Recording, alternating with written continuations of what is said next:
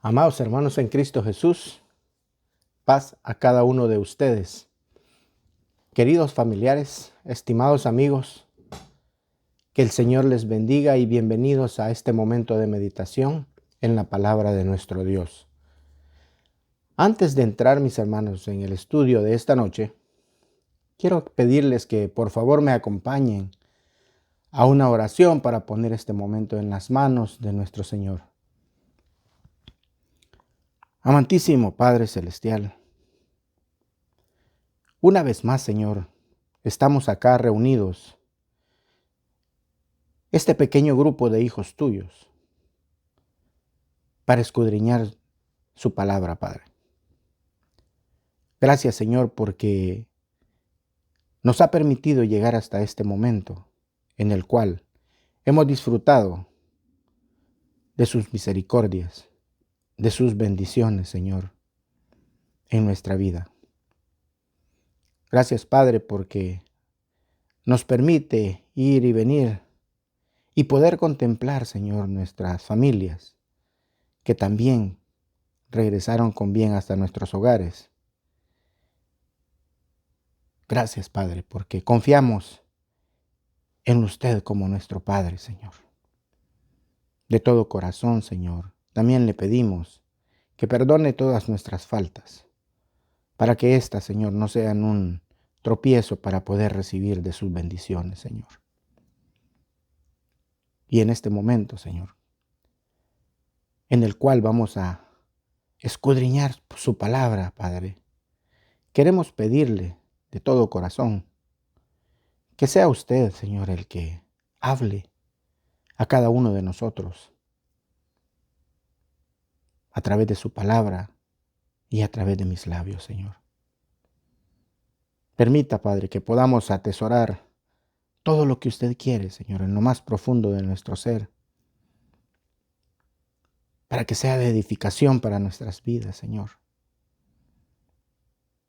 Y este que le clama, Padre, que le suplica, le pide de todo corazón, que sea usted quien dirija este momento, que sea solo lo que usted quiere, Señor, que salga de mi boca para edificación de su pueblo, Señor. Padre, gracias de todo corazón, porque se lo pedimos siempre en el nombre de su Hijo amado, Cristo Jesús. Amén. En las Escrituras se menciona que Jesús se retiró a orar a un monte. Era una oración que no era una oración sencilla, no era una oración apresurada, ya que duró toda la noche. Y en segundo lugar, por la relevancia que ésta tenía, ya que estaba a punto de elegir a esos hombres que lo acompañarían en esa enorme responsabilidad de iniciar la propagación del Evangelio. Se nos viene a la mente, mis hermanos, que mientras Jesús oraba, probablemente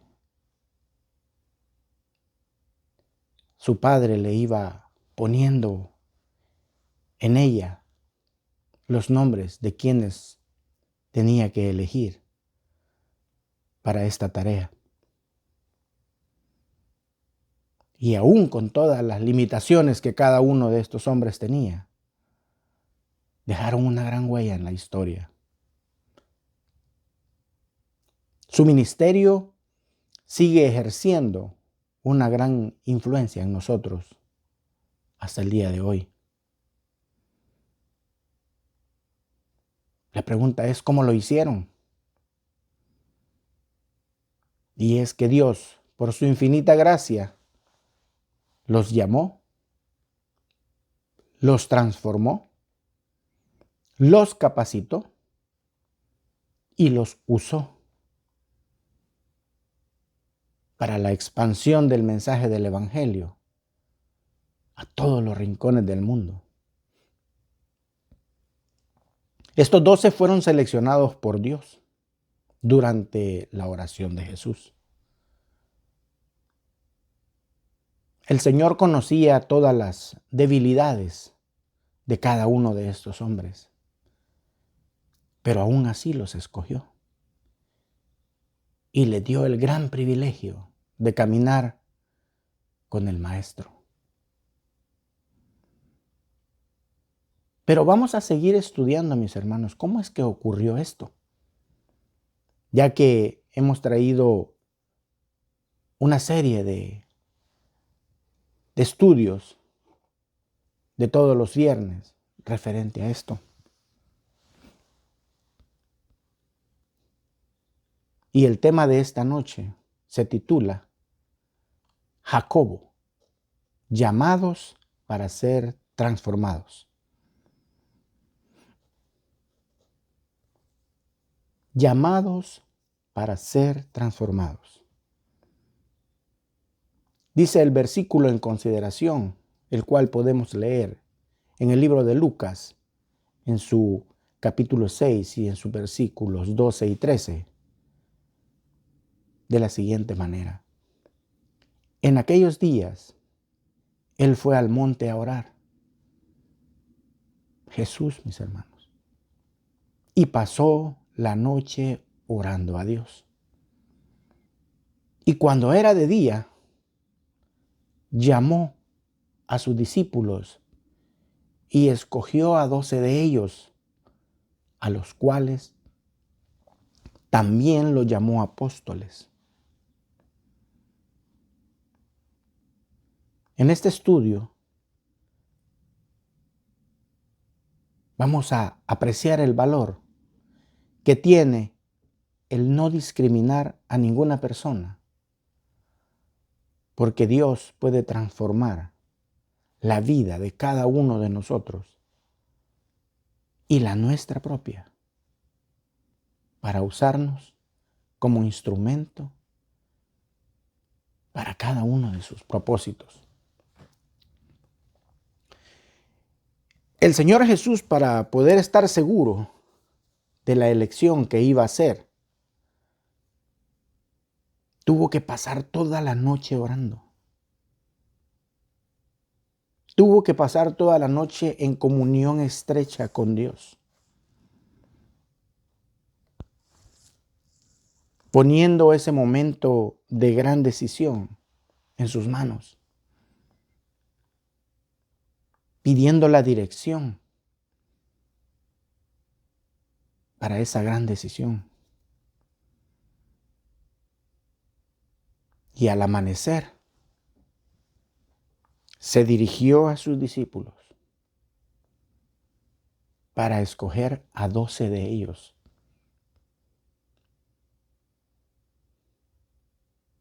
Han de haber sido muchos los que estaban ahí. Tal vez todos, cuando empezó a llamar uno a uno, esperaban que fuesen llamados. Y él escogió solo a 12. Seguramente no eran los mejores entre todo aquel grupo. Sin embargo, podemos estar seguros que Jesús vio algo en ellos, algo importante en ellos para poderlos elegir.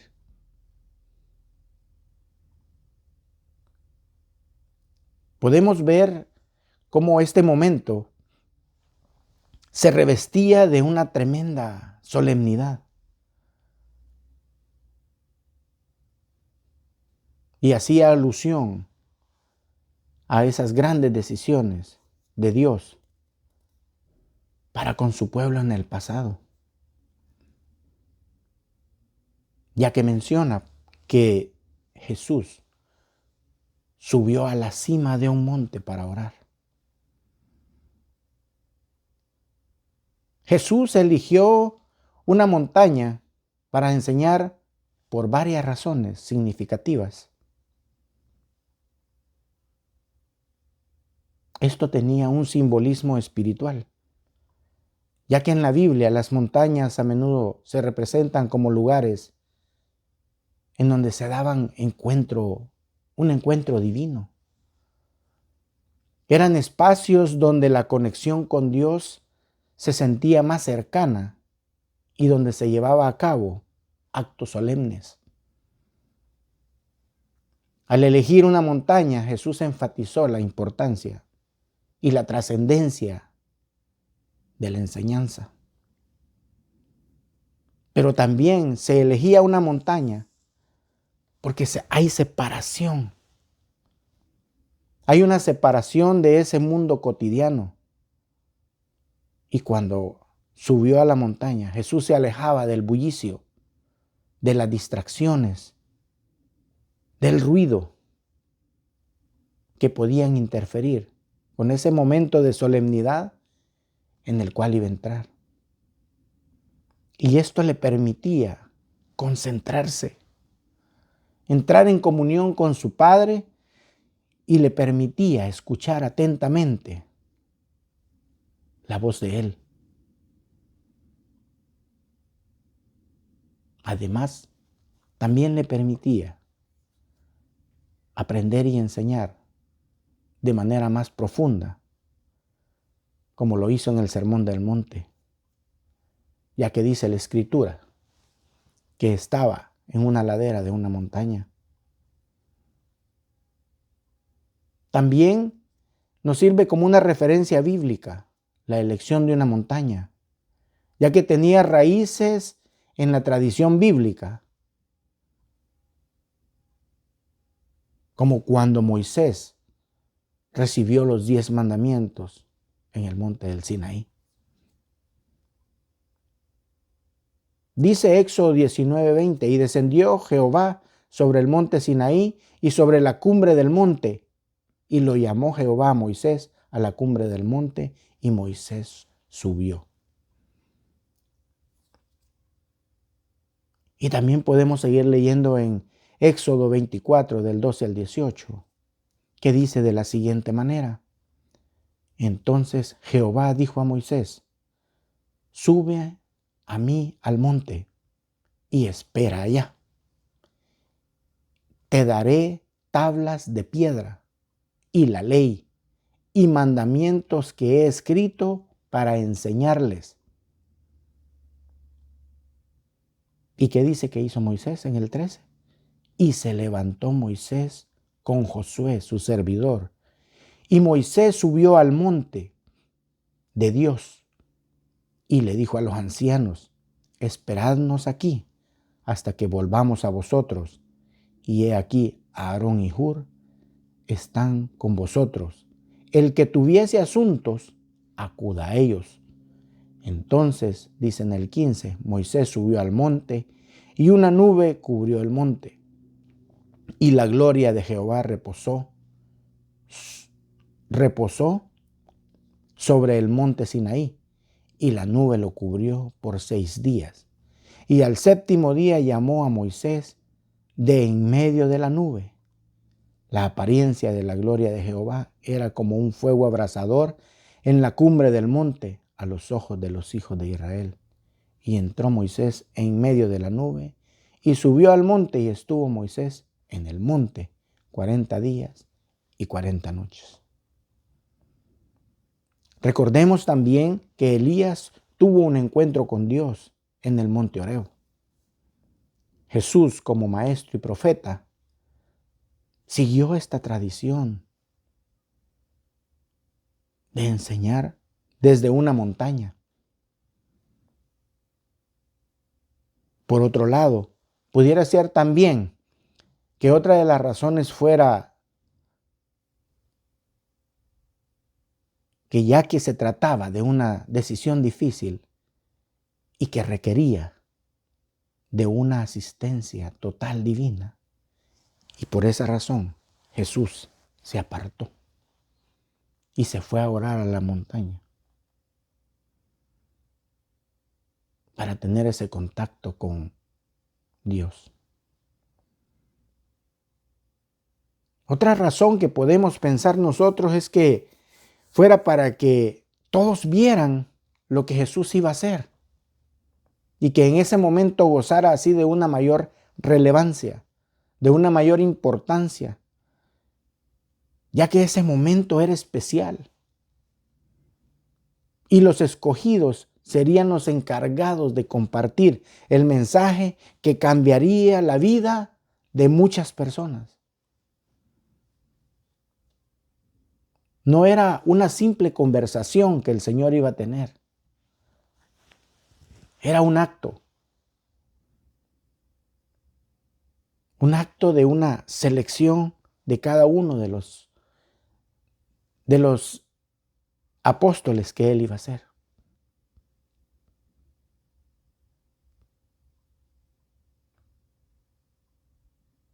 Seguramente estos hombres eran hombres jóvenes. Tal vez la mayoría de ellos podían haber estado entre los 20 y los 30 años cuando salieron detrás de Jesús.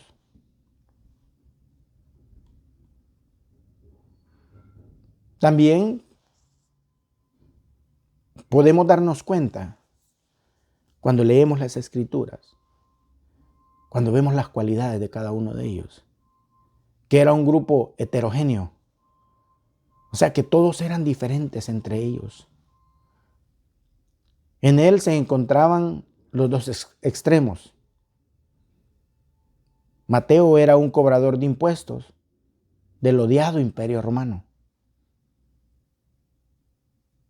Era un renegado y un traidor a sus compatriotas.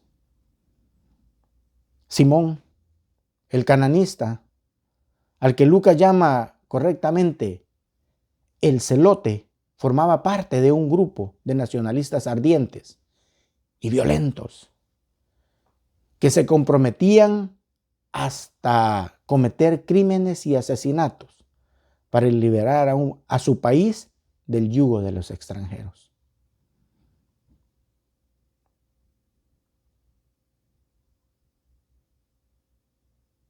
Por eso le llamaban el celote.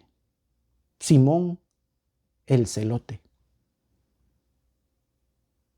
Este era un movimiento, mis hermanos, que dice la historia, que empezó alrededor del año 6 después de Cristo, cuando hubo una rebelión dirigida por Simón el Galileo, debido a un censo impuesto por Roma. Durante varios años, los celotes se prepararon como un grupo armado y organizado. Tomaron el control de Jerusalén durante la guerra de una revuelta judía en el año 66 al 73 después de Cristo, hasta que los romanos tomaron la ciudad y destruyeron el templo. El último bastión celote fue la fortaleza de Masada, que finalmente cayó ante los romanos en el año 76 después de Cristo. Esta es una reseña, mis hermanos, para que conozcamos un poco sobre el movimiento al que pertenecían algunos de los apóstoles. Tenían cosas comunes y cosas diferentes, cada uno de ellos. Eran galileos, dice la Escritura, una región a la que los judíos de Jerusalén miraban con desprecio. Los galileos enfrentaban perjuicios debido a su cultura mixta, su ubicación geográfica y su historia, que no vamos a entrar en esos detalles, porque ese es otro tema que podemos ver más adelante. Sin embargo, Jesús eligió y decidió a menudo interactuar con ellos y llevar su mensaje a esta región, desafiando todas esas percepciones negativas que habían.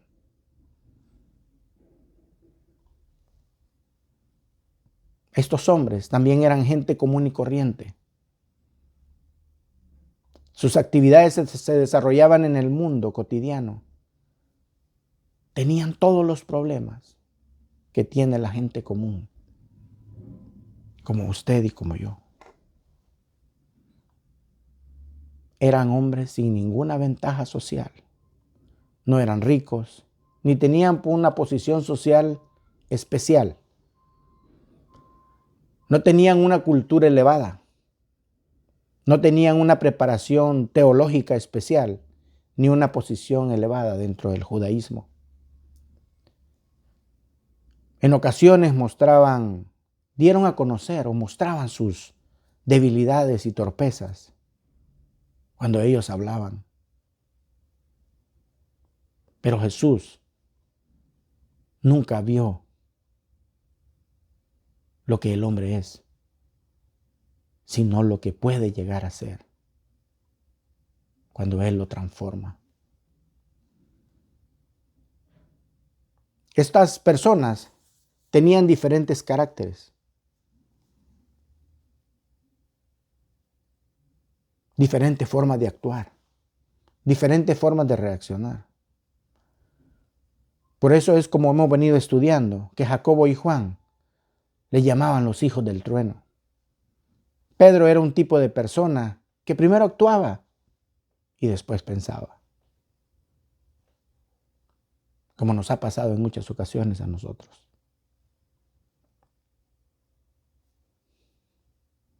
Pero sus vidas y sus ministerios fueron diferentes. Jacobo sirvió muy poco tiempo. Juan sirvió por largos años y fue el último en morir.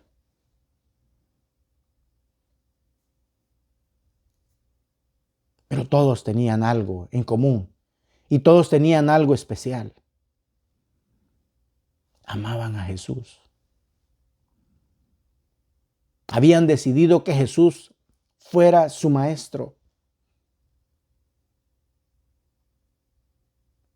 Estaban dispuestos a seguir a Jesús a pesar de todos los conflictos de la época. Aceptaron ese llamado que Jesús les hizo. Venid en pos de mí.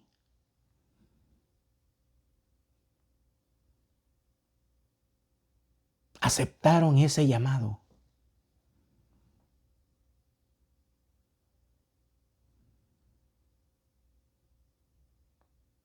Y se dispusieron a ser transformados.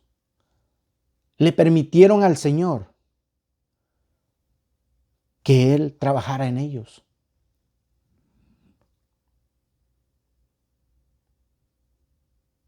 Fue un curso intensivo de 3 años y medio, en donde el Señor tenía una gran tarea de transformar sus vidas, de transformar sus personalidades.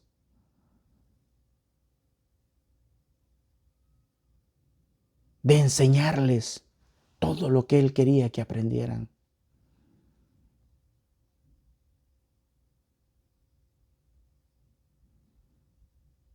Una decisión difícil para Dios. Una decisión difícil para Jesús. Y escoger un grupo siempre es una decisión difícil. Si no, preguntémosle a nuestros líderes.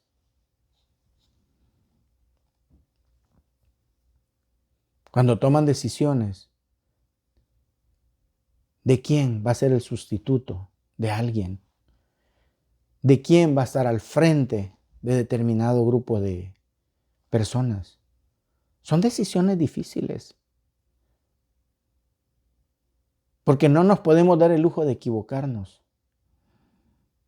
ya que de las personas que se escoge depende lo que se les va a enseñar a los demás.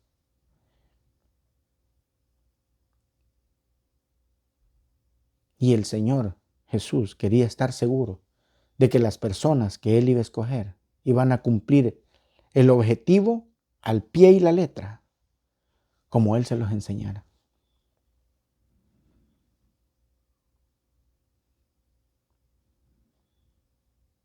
La lista de los 12, con ligeras variaciones en la forma en cómo fueron llamados, y como aparece en los evangelios de Mateo, Lucas. Parece ser que son nombres que se presentan siempre en grupos de 3. Y los cuales, los primeros 3, formaron ese círculo íntimo que acompañaba al Señor en algunas ocasiones.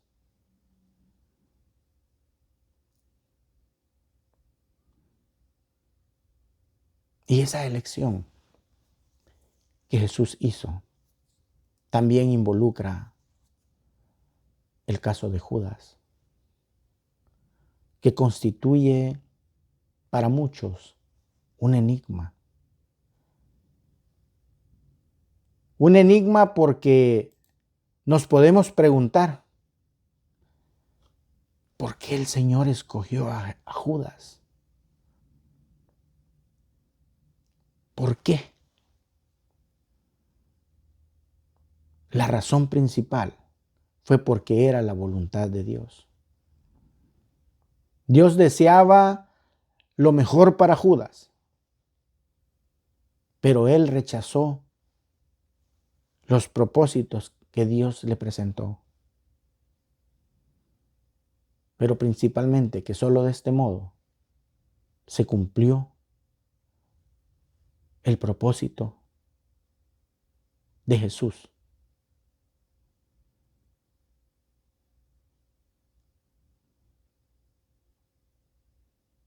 Algunos afirman que al escoger a Judas el Señor nos estaba enseñando también que siempre van a haber falsos maestros, falsos profetas ocupando lugares dentro de las congregaciones. Siempre habrá personas que aún estando dentro de las iglesias, no vamos a dejar nuestra vida antigua. Mucho menos le vamos a permitir a Dios que transforme nuestras vidas.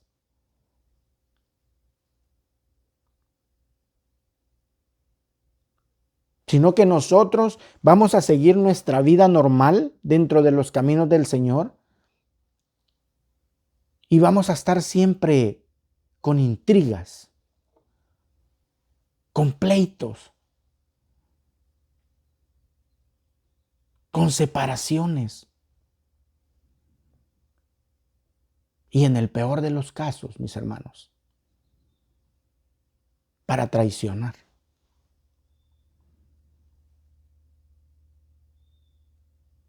Debemos de permitirle al Señor que nos transforme. Si hemos aceptado el llamado, permitámosle que nos transforme. Dispongámonos a Él para que Él trabaje en nuestra vida y vaya quitando todas esas imperfecciones que nosotros tenemos.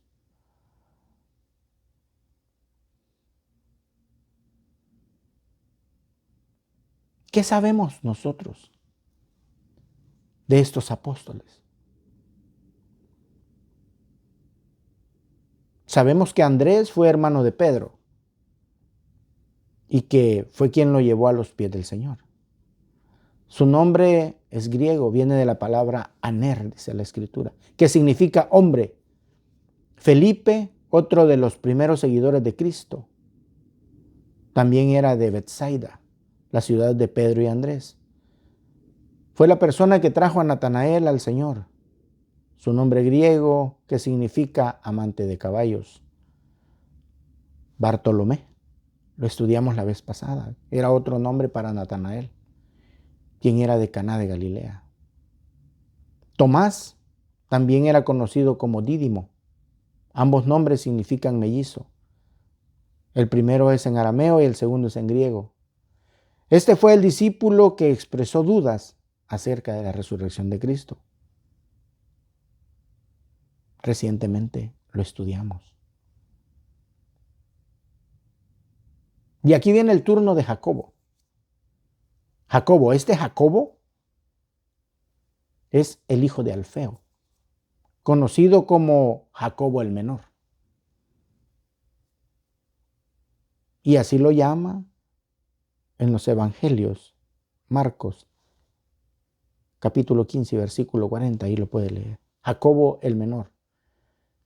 Algunos dicen que quizás porque era el de menor edad, pero otros lo asocian a que era bajo de estatura. De este Jacobo se conoce muy poco, pero sí se dice que era un hombre introvertido, un hombre que hablaba poco, un hombre que pasaba desapercibido, se aislaba.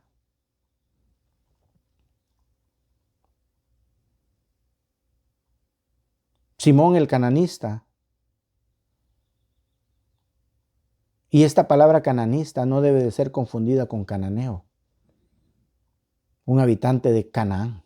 El término proviene de la palabra hebrea caná, que significa celoso o fanático. Los celotes, acabamos de explicar, que eran hombres celosos o fanáticos de la ley de Dios y se atribuían derechos de castigar a las personas que infringían la ley.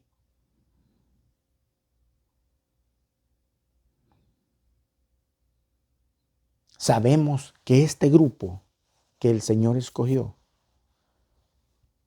tuvo muchos conflictos entre ellos debido a sus diferentes caracteres que tenían, debido a sus diferentes maneras de reaccionar. Y muchas veces no entendían lo que el Señor quería realizar. Hasta que finalmente fueron transformados por la gracia de Dios. Es interesante, mis hermanos, notar que Jesús no eligió a los hombres más instruidos, a los hombres más letrados, a hombres prominentes de la sociedad de ese momento. Más bien eligió hombres sencillos, pescadores, recaudadores de impuestos, para ser sus seguidores y sus apóstoles. Y todo esto nos enseña que Dios no mira las apariencias externas o los logros humanos de una persona,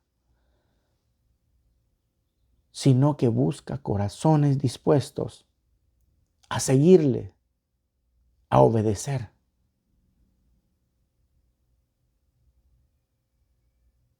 Y en esta obediencia entra en aceptar que el Señor nos transforme, que transforme nuestras vidas, que dejemos de hacer y de actuar todo aquello que nos estorba.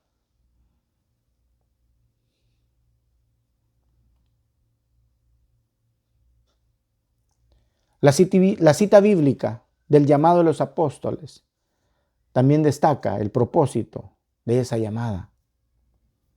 Jesús llama a los 12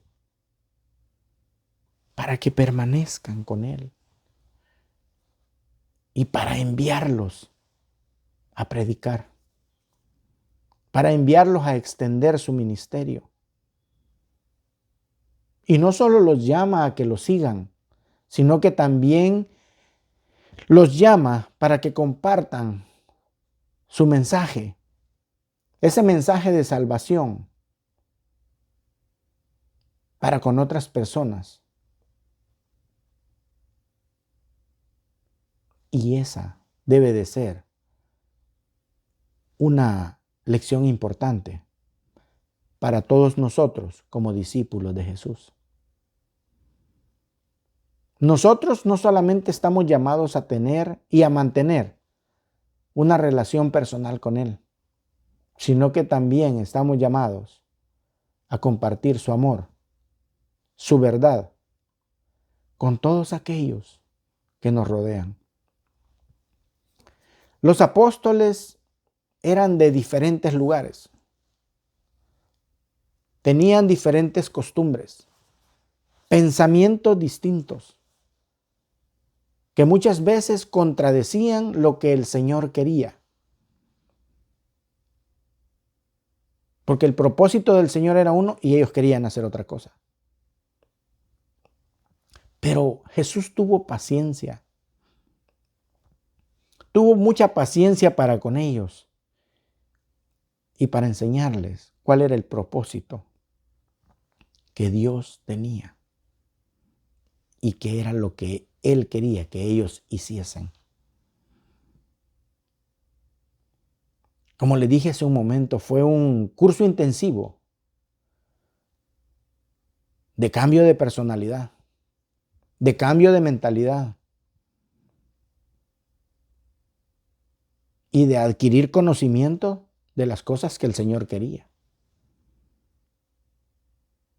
Ya que ellos querían que el Señor derrocara al imperio romano, que Él los derrocara, que Él peleara contra ellos.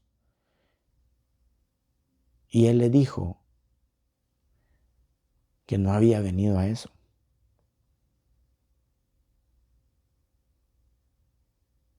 Que iba a ser algo totalmente diferente a lo que ellos pensaban, ya que Él vino a establecer el reino de Dios.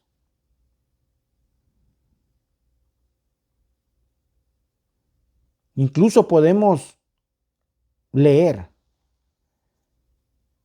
que los ya nombrados apóstoles no entendían nada acerca del amor al prójimo. Recordemos que eran personas comunes, que se habían relacionado en una sociedad totalmente diferente a los propósitos de Dios. Por eso no entendían de ese amor que Jesús hablaba. Y ellos, aún estando ya con el Señor, seguían pensando en ese odio hacia los samaritanos. Tanto que un día dijeron, Señor, dijeron al Señor que querían que descendiera fuego del cielo para que consumiera a los samaritanos. Sí, mi hermano. Lo puede leer usted en Lucas 9, del 51 al 54. Y específicamente en el 54 y en el 55, cuando dice, viendo esto, sus discípulos, Jacobo y Juan, dijeron, Señor, ¿quieres que mandemos que descienda fuego del cielo, como hizo Elías, y los consuma? Entonces, volviéndose él, le respondió diciendo, vosotros no sabéis de qué espíritu sois, porque el Hijo del Hombre no ha venido para perder las almas de los hombres, sino para salvarlas. Y se fueron de la aldea. Y en otra ocasión Jesús les dijo que había venido por las ovejas perdidas de la casa de Israel.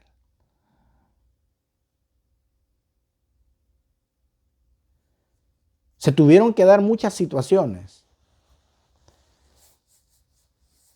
durante su estancia con el Señor Jesús para que ellos entendieran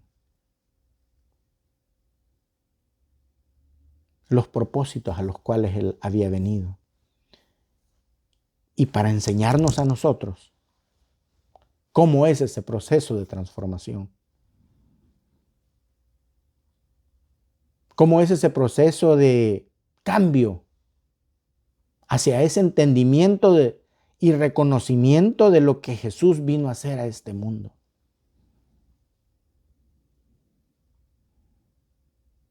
También Jesús les decía que si no entendían las cosas de la tierra, menos iban a entender las cosas de arriba.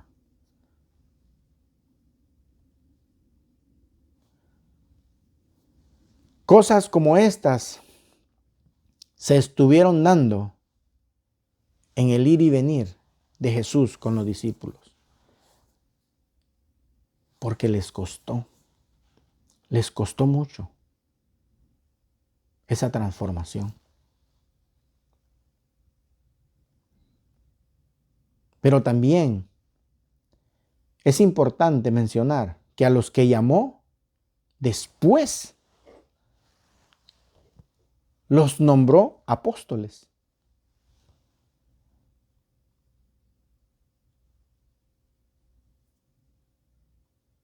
Estas personas que muchas veces usaron la violencia para defender la causa que ellos creían,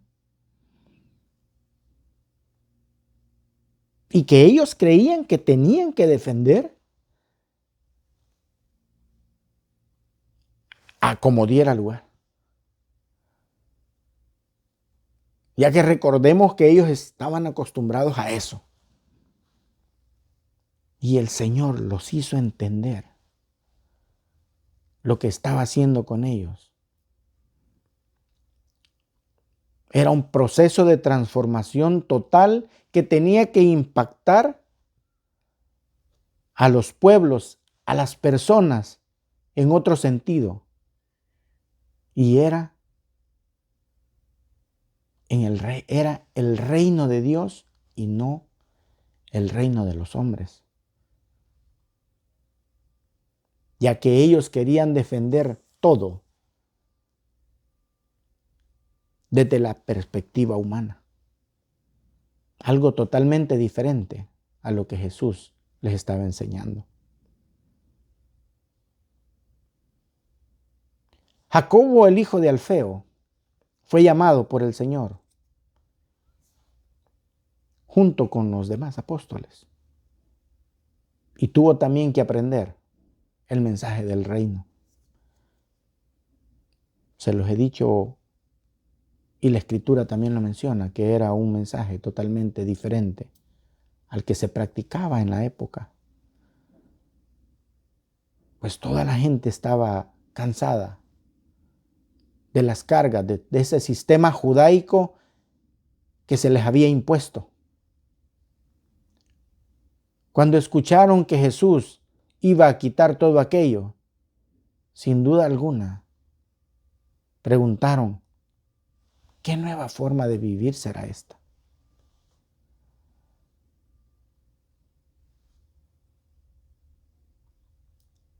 Y hoy es bueno que nosotros nos preguntemos si estamos viviendo una realidad basada en los valores del reino,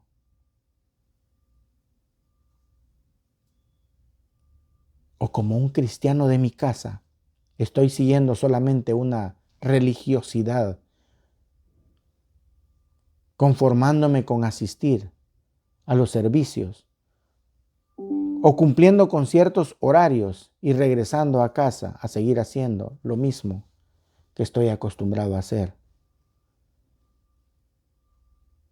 O en realidad estoy poniendo en práctica las enseñanzas de Jesús y la voluntad de Dios.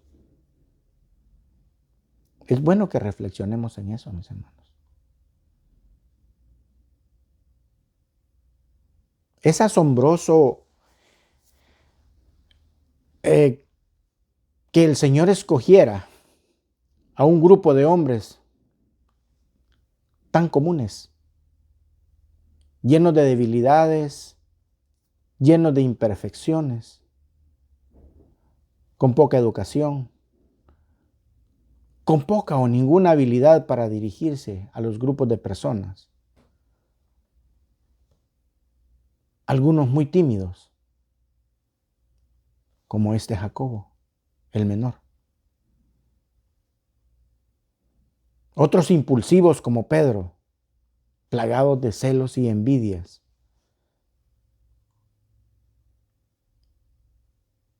Pero la transformación que Dios ofrece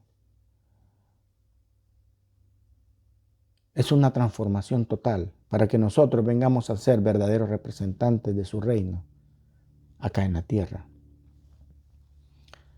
Ciertamente el Señor no los escogió porque ellos eran en el momento de ser llamados personas prominentes, sino que para lo que ellos iban a hacer y el legado que iban a dejar después de que Jesús derramara sobre ellos del Espíritu Santo.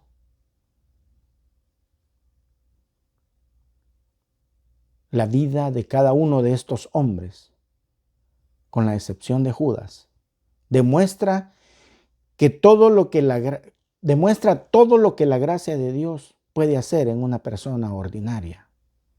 hasta llegarla a convertir en una persona extraordinaria. ¿Qué le parece? ¿Le suena bien esto? Eso es lo que Dios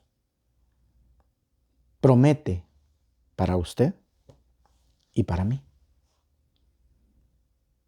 Pero sí y solo sí aceptamos el llamado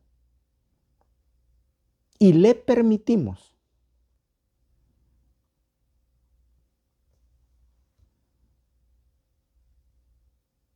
que Él nos transforme. De lo contrario, mis hermanos, solo seremos personas religiosas, no discípulos.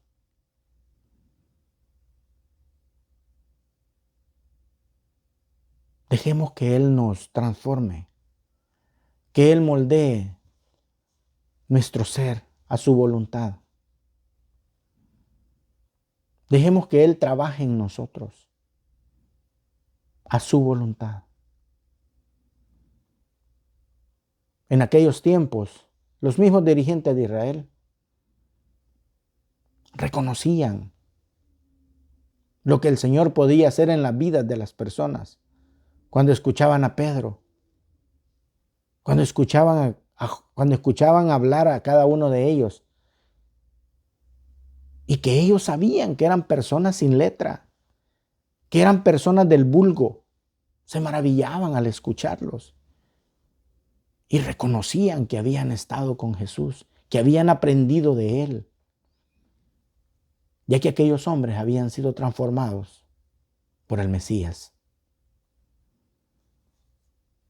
Sus pecados habían sido perdonados, sus vidas habían sido llenas del Espíritu Santo para que proclamasen el mensaje del reino. Primero a la nación de Israel y después al resto del mundo.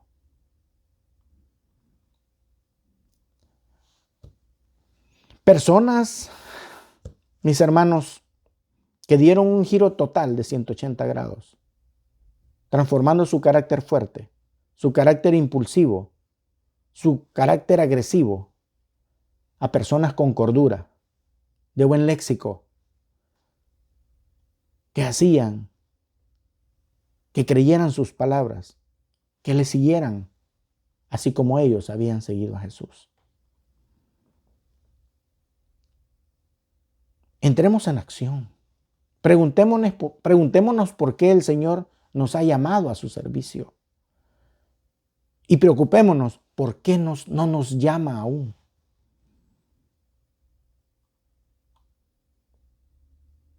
Preocupémonos por eso también, mis hermanos. Si nos preocupamos, algunos nos preocupamos porque nos ha llamado y queremos saber cuál es el propósito. Usted se tiene que preocupar si aún el Señor no lo ha llamado.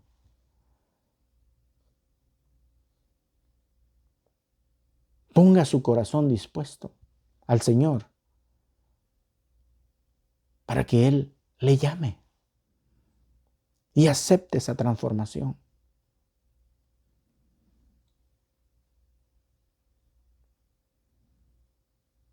Hagamos remembranzas de cómo era nuestra vida antes de llegar a los pies del Señor y cómo somos actualmente en los caminos de Él. Pero no permitamos que el enemigo nos haga pensar que no merecemos estar donde estamos,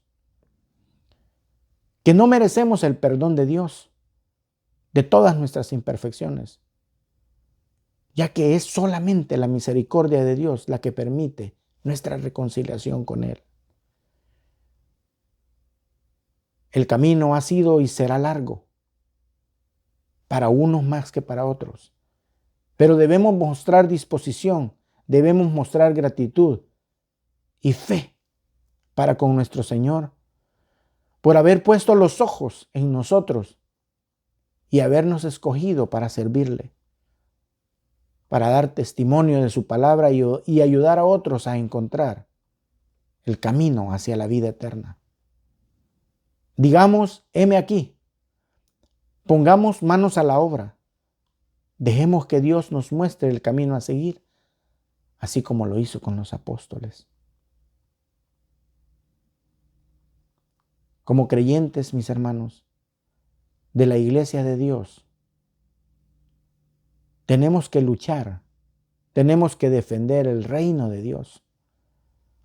No podemos seguir pensando en en lo que habíamos creído antes y actuar como estábamos acostumbrados.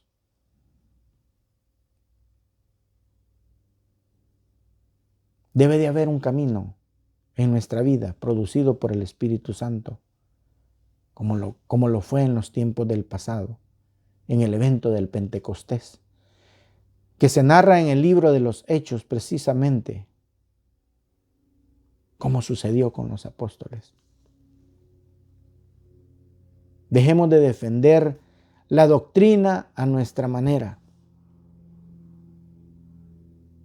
Dejemos de defender la doctrina a nuestra propia manera, para que no terminemos en pleitos, en discusiones, que muchas veces sabemos que hemos ganado un debate con alguien, pero que esto separa a las personas de nosotros, del Evangelio y de Dios. No olvidemos que el Señor nos instruyó y nos dijo: si tu enemigo te pide que lleves su capa a una milla, llévasela a dos. ¿Cómo define? ¿Cómo define usted el reino de Dios? El reino de Dios se define haciendo la voluntad de Él. Y haciendo esto, sabemos que son contrarios a los valores del mundo. Mas, sin embargo, cuando Dios respalda nuestras acciones, siempre logramos ese triunfo. Y no para vanagloria, sino para establecer su reino. Y eso fue lo que Cristo le enseñó a los apóstoles. Y cuando lo hicieron, lograron el objetivo y cambiaron la sociedad de ese tiempo. Y nosotros estamos llamados a hacer lo mismo en este tiempo. Para concluir, mis hermanos, los apóstoles aprendieron de Jesús no solamente por sus dichos y palabras, sino porque lo vieron en la práctica. Y en la práctica Él se los enseñó. Y la gente se admiraba de esa doctrina, porque lo hacía con autoridad. Las personas vieron la diferencia de los apóstoles y decían: estos anduvieron con Jesús. Dios quiera, mis hermanos, que la sociedad, nuestros amigos, nuestros vecinos y todo el entorno en el cual nos movemos puedan notar esa transformación que Dios ha hecho en nuestras vidas como creyentes, y que podamos ser ejemplo para otros e incluso y principalmente para los de nuestra propia casa. La autoridad del cristiano en la familia no son los gritos ni el hecho de proveer todo lo que se necesita en casa o la protección física, sino la práctica de lo que predicamos: el amor, la comprensión, la humildad, como dice el versículo donde el apóstol Pablo hacía énfasis de ser imitadores de mí, como yo de Cristo. Que el Señor, mis hermanos, nos ayude. Y si ya aceptamos el llamado, permitámosle que transforme nuestras vidas. Permitámosle que trabaje en nosotros para poder llevar ese mensaje a todas aquellas personas necesitadas.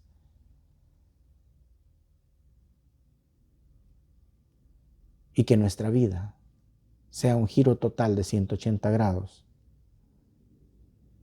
dentro de los caminos del Señor. Que la honra y la gloria, mis hermanos, sean siempre para nuestro Señor y paz para cada uno de ustedes.